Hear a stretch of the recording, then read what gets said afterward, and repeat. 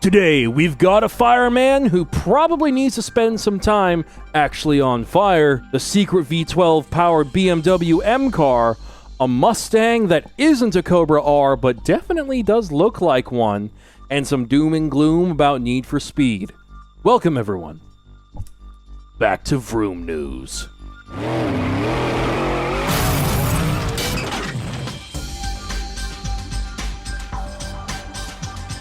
Let's start with the fireman. A fireman who clearly has way too much time on his hands. You see, his neighbor likes to drive JDM import tuner cars, proper imported cars into the US. And his favorite in his fleet is his Nismo 270R. Obviously, a very rare and very cool example of the S14 Silvia. Well, I guess there was some kind of dispute about water draining from the car owner's property onto the firehouse and potentially allegedly causing some damage. It might have been a dispute on who was responsible for fixing the damage or whatever. I don't have the specifics on that. I mean, one can only imagine how heated the argument about the water drainage got, because the fireman felt it was necessary to escalate matters by vandalizing the 270R by throwing rocks all over it. Charming. A few months ago, you may have seen many YouTubers left, right, center, buying commercial spaces or leasing commercial spaces. Do you remember the good old days from the old Need for Speed games? How you always would have a warehouse or some kind of safe house commercial garage type building where you would store all your cars and hide from the cops? I just said old.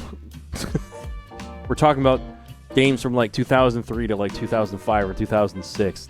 26 going on 70. I feel old. Anyways, existential dread aside, and my mortality aside, Black Panther, the Need for Speed man, now has a real safe house of his own. And I gotta give him props, because he actually purchased the property and didn't give in to the urge to get something huge with a lot of upkeep. Because honestly, that would be my temptation too. It would be super cool to have a whole bunch of space, when actually, it'd be just as much fun with something smaller that I own and can just keep. And I gotta say, it's quite fun watching someone who normally does gaming stuff do a kind of DIY teardown of what will eventually become his dream garage. And I gotta say, he's come quite a long way with it now. I know I definitely want to do something like this at some point in the future, but I think mine will just have to be bigger because I want my own rig. I want my own semi-truck. You know, a Kenworth W900 with even just a 3-car trailer, that's going to need some space if I want to store it inside, which I do, because I want to be able to haul my own cars around the country, go on tours, meet you guys, interact with the community, without putting ridiculous amounts of miles on some very special cars.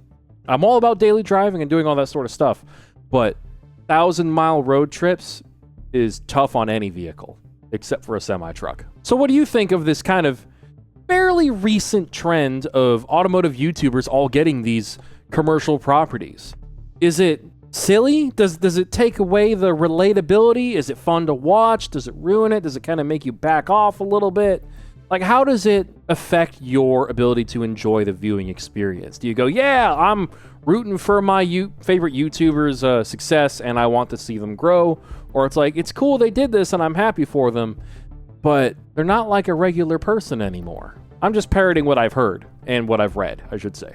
The only V12 powered production M car ever. Why so serious? Anyways, really weird makeup aside, the BMW M8. No, not that one. This one. No, wait. Not that one.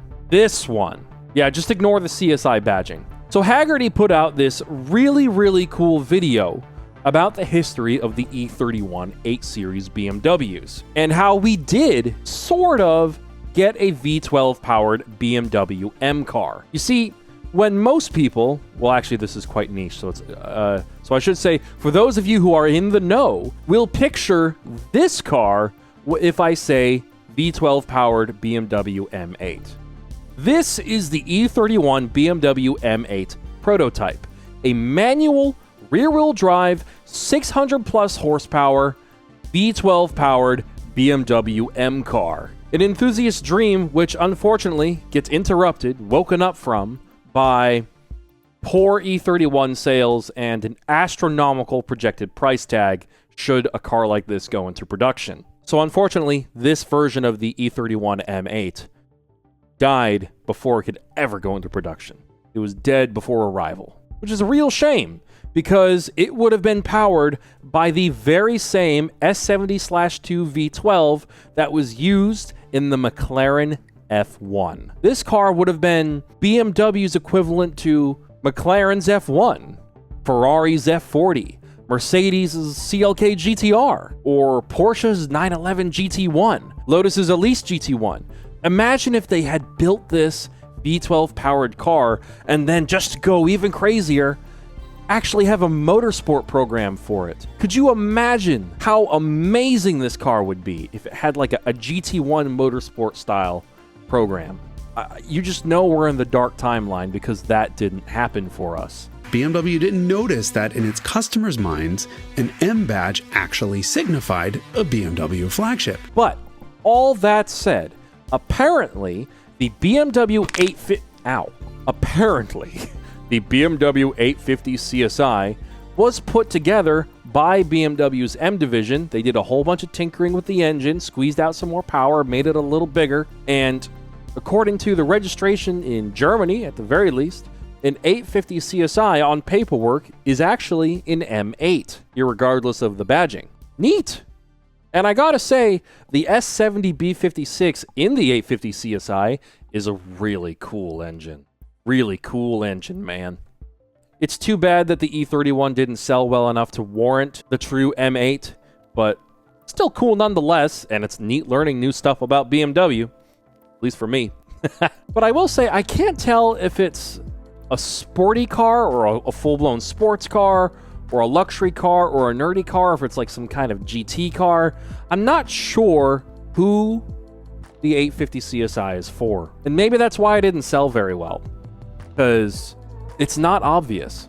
I will say though, nowadays you can get a car that is sporty and luxury all in one, and that just brings me to Dave's Bentley Continental GT of Daily Driven Exotics. The reason why I want to really look at it with you guys is because of the livery. Dave actually did a pretty good job with this livery. It's a two-tone livery, and I gotta say it works really well. The triangle pattern looks really cool.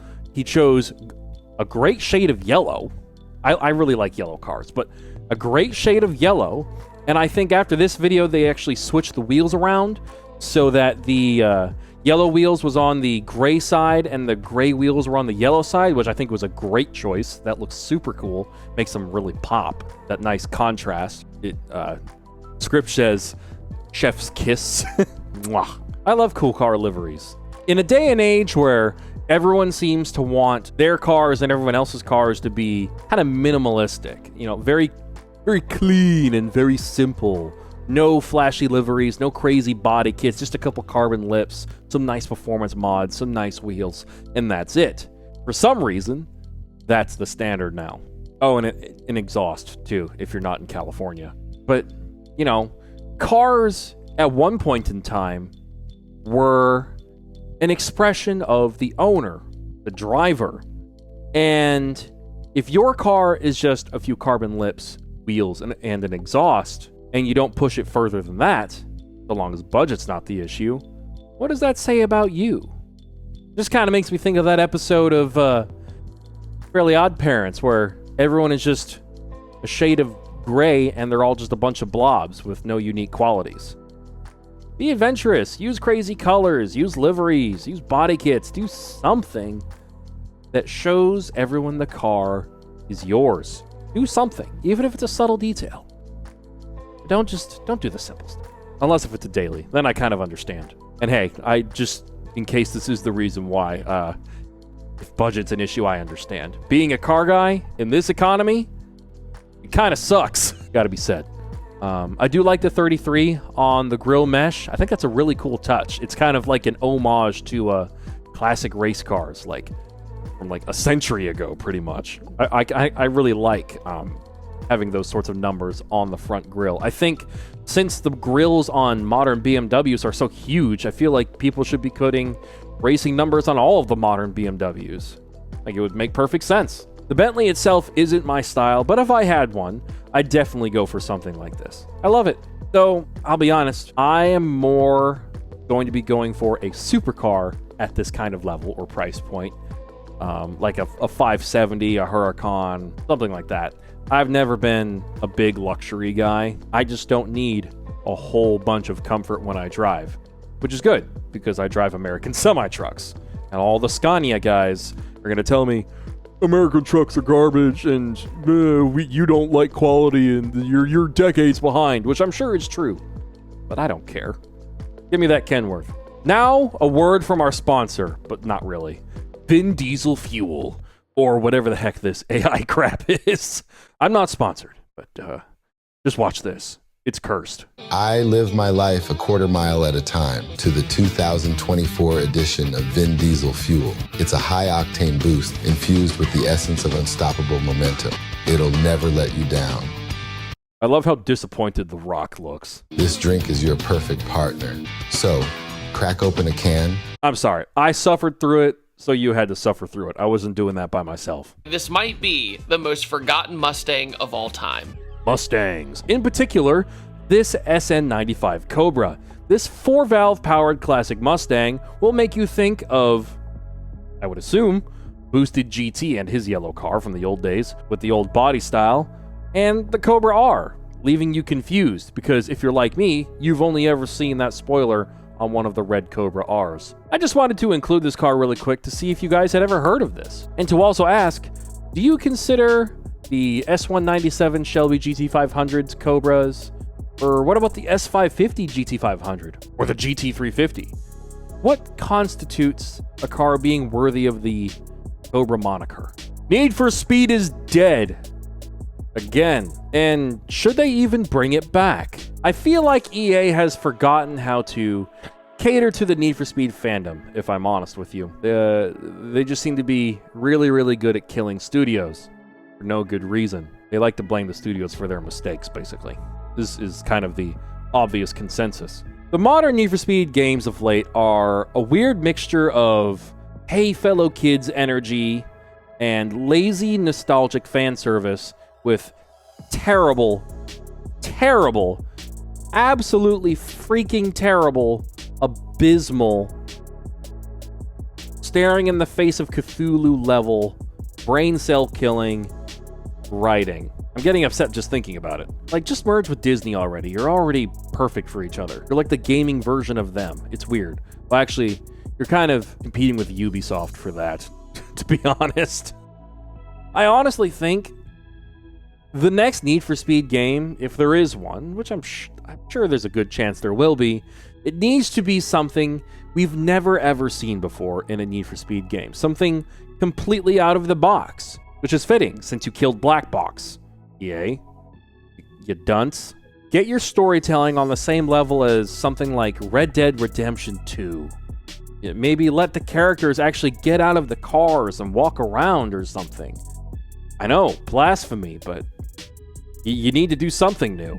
It maybe includes some actual action.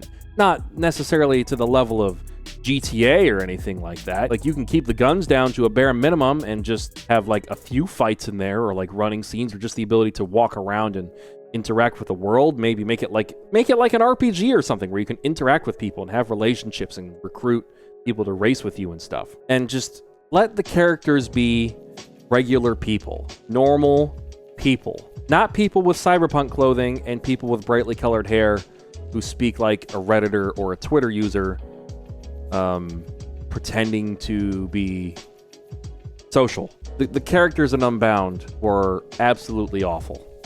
They were not realistic people, and they were all infuriating. Like, what was her name? The blue-haired chick? Tess? Yeah, she needed to die in a car crash. Yeah, I was like, yo, bro. And yo, check this, bro. He was all like, if you know, bro. And you know what I said? Bro! Bro, kill me now. Also, do not try. Just do not try. Don't even think about it. Do not try to tell some kind of dumb story or somehow the cops are the bad guys and the street racers are the good guys. Or we're still like an Unbound where somehow like the street racers were like a marginalized group of people. That felt really weird. Having them act like a minority group being targeted by the police. That was uncomfortable. That was weird. I don't know who thought that was a good idea, but that was weird.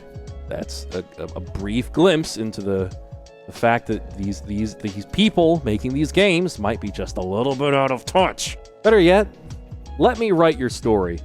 Just let my compensation be an R34 GTR, and I'll write you a winner. I won't ask for any proceeds, any royalties, nothing. You don't even have to credit me. And, just as an ultimatum, the offer expires when I write my own automotive story or when I buy my own R34, which could happen soon because my BMW M3 GTR is almost done. So, is Need for Speed dead? Maybe. And for now, that's probably okay. Just play the old games. What's your problem?